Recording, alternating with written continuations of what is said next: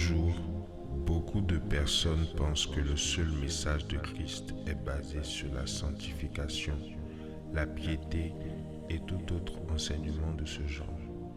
Ils mettent de côté l'aspect mystique de Christ et prônent uniquement pour un Jésus sauveur. Pourtant, Jésus est le sauveur, Christ est le oint, le mystique. Ces personnes sont appelées les pharisiens.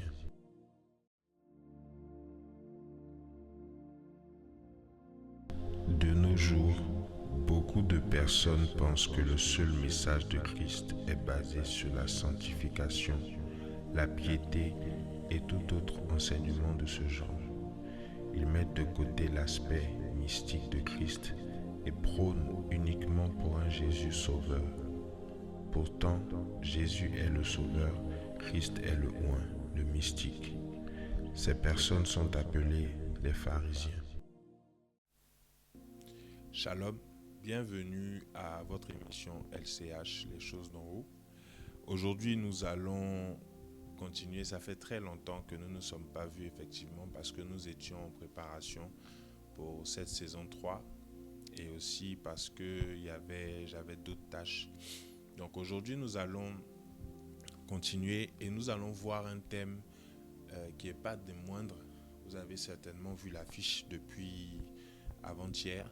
Donc, nous allons parler des pharisiens des temps modernes. Bien aimé, j'aimerais que tu t'asseyes très bien. Je vais faire une introduction aujourd'hui et puis on va continuer les autres jeudis. Je veux, avant de commencer, remercier et saluer mon père spirituel, le révérend père Dolski Jorès Suro, et maman la Royale, maman Pélagie, vraiment, et leur dire merci pour l'opportunité encore qu'ils nous donnent de pouvoir nous tenir devant vous. Alors, nous allons commencer donc notre thème du jour, c'est les pharisiens des temps modernes. Bien aimé, assieds-toi très bien parce que nous allons prendre la parole de Dieu et nous allons répondre à quelques questions.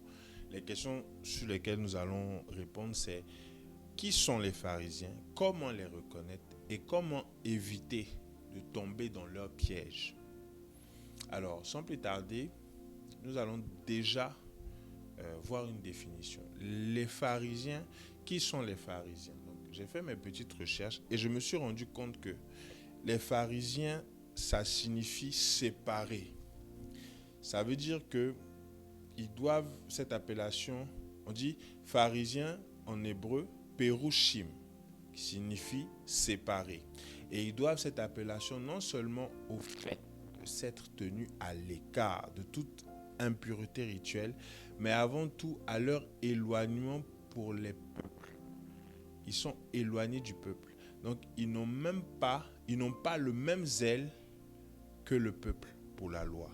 Ça veut dire que ce sont des personnes qui se considèrent au-dessus du peuple, donc séparées du peuple. Ils ne se mélangent pas avec les gens. C'est déjà un indice. Dans la définition, on voit déjà un indice de qui sont-ils. Donc, nous allons prendre la parole de Dieu dans le livre de Matthieu, le chapitre 16, à partir du verset 1. Matthieu 16, le verset 1. Vous le voyez à l'écran, je vais lire pour nous.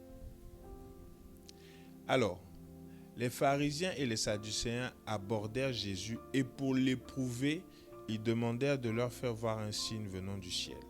Jésus leur répondit, « Le soir, vous dites, il fera beau, car le ciel est rouge.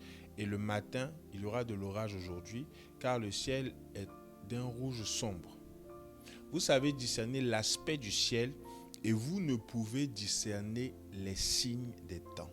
Une génération méchante et adultère demande un miracle. Il ne lui sera donné d'autre miracle que celui de Jonas. » Puis, il les quitta et s'en alla. Les disciples, en passant à l'autre bord, avaient oublié de prendre des pains. Jésus leur dit, « Gardez-vous avec soin du levain des pharisiens et des sadducéens. » Les disciples raisonnaient en eux-mêmes et disaient, « C'est parce que nous n'avons pas pris de pain. » Jésus l'ayant connu dit, « Pourquoi raisonnez-vous en vous-même, gens de peu de foi, sur ce que vous n'avez pas pris de pain? Êtes-vous encore sans intelligence Et ne vous rappelez-vous plus les 5 pains des 5000 hommes et combien de paniers vous avez emportés, ni les 7 pains des 4000 hommes et combien de corbeilles vous avez emportés? Comment ne comprenez-vous pas que ce n'est pas au sujet de pain que je vous ai parlé? Gardez-vous du levain des pharisiens. Alors, ils comprirent que ce n'était pas du levain du pain qu'il avait dit de se garder, mais de l'enseignement des pharisiens et des sadducéens. Bien aimés, les pharisiens sont des personnes qui sont séparées de la société, selon la définition qu'on a vue. Maintenant, de notre temps, il existe des personnes qui refusent que d'autres personnes puissent se mélanger à eux. Donc, des personnes encore qui sont séparées d'autres personnes, des autres. Donc, ils se considèrent au-dessus des autres. Ça, c'est un. La deuxième chose, c'est qu'ils ont un enseignement qui est différent de celui de Christ. Quand nous regardons le premier verset, la Bible dit dans le verset 1 qu'ils ont posé une question à Jésus dans le but de l'éprouver. Une des choses que les pharisiens font, ils posent des questions, ils connaissent la réponse et ils savent la réponse que la personne va donner, mais ils font exprès pour éprouver l'autre. Et très souvent, ce sont des personnes qui n'aiment pas les prophètes. Ils n'aiment pas les prophètes. Pourquoi? Parce que les pharisiens, leur objectif, c'est de tourner les regards vers eux et non vers le prophète en question. Jésus a dérangé les pharisiens parce que Jésus avait des habitudes que les pharisiens combattaient. Une des choses que Jésus faisait, il guérissait un jour de sabbat. Chose que les pharisiens combattaient parce que pour eux, selon la loi, dans le sabbat, le jour du repos, nous ne devons pas faire de miracles. On ne doit pas travailler, donc on ne fait rien le jour du sabbat. Un jour, le gars de la piscine de Bethesda dans Jean 5, vous allez vous rendre compte que les pharisiens, les chefs des Juifs, ont commencé à dire, mais pourquoi est-ce que toi tu es debout? Normalement, qui t'a ordonné de prendre ton lit? Qui t'a dit de prendre ton lit? On est le sabbat, il ne t'est pas permis de prendre le lit. Bien aimés, les pharisiens, on va en parler pendant trois jeudis. Les 3 prochains jeudis, je vais vous détailler pas à pas qui sont-ils, comment fonctionnent-ils, qu'est-ce que Jésus appelle le levain des pharisiens et comment on les détecte. Vous-même, par votre appréciation, vous allez savoir, vous-même, par votre intelligence, vous allez savoir comment détecter les pharisiens et comment éviter de tomber dans le piège des pharisiens. Une des choses que vous devez savoir, et je pense que tout le monde le sait, c'est que les pharisiens sont les personnes qui ont crucifié Christ. Les pharisiens sont des personnes qui étaient opposées à Jésus. Tout ce que Jésus faisait, ils s'opposaient à lui. Donc tout ce que le prophète Jésus, parce que Jésus n'était pas simplement fils de Dieu, il était aussi prophète. Donc tout ce que le prophète faisait, il se mettait contre. Ça, c'est une des caractéristiques d'un pharisien, c'est qu'il se met toujours à l'encontre des autres. Il se croit supérieur aux autres. Il se croit connaisseur que les autres. Et quand les autres viennent avec une connaissance illuminée venant du Seigneur, ils s'opposent à cela et ils disent, selon la loi, selon la parole de Dieu, ce n'est pas de Dieu. Mais ils ne nous montrent pas comment suivre. Je me rappelle une histoire avant de vous lâcher, parce que je vous ai dit que on est dans l'introduction. Donc avant de terminer, j'aimerais vous raconter cette petite histoire qui s'est passée. Alors, il y a une histoire où les pharisiens ont accosté Jésus et ils lui ont posé une question, mais par quel esprit tu fais, de quel droit tu fais ce genre de miracle? Vous connaissez le passage, non? Par quel esprit? On va chercher le passage. On va voir ce passage-là et puis on va clôturer. Par quel démon, par quel esprit, par quelle autorité fais-tu ces miracles? Voilà. Par quelle autorité fais-tu cela? C'est dans Marc 11, le verset 27 à 28. Regardez la question. Les pharisiens. Regardez la question que les pharisiens posent à Jésus. Marc 11, versets 27 à 28.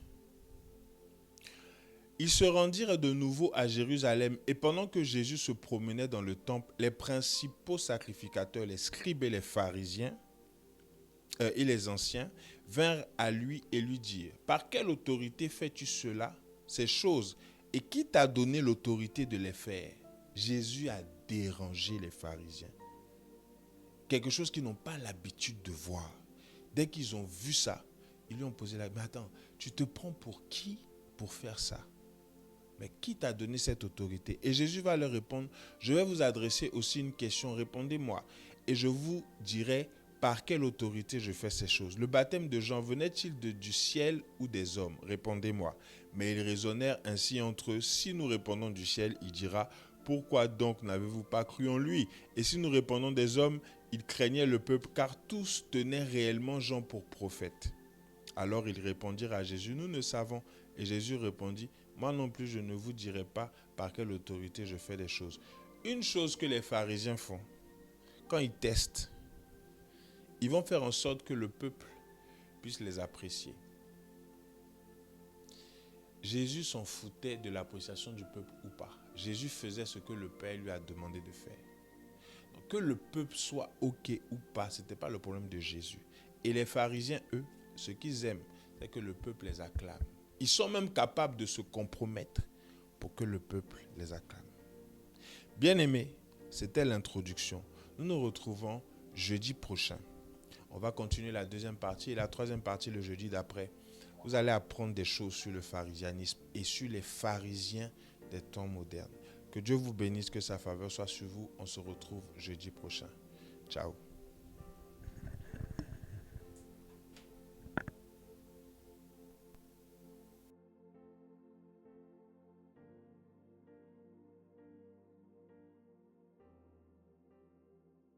De nos jours, beaucoup de personnes pensent que le seul message de Christ est basé sur la sanctification, la piété et tout autre enseignement de ce genre.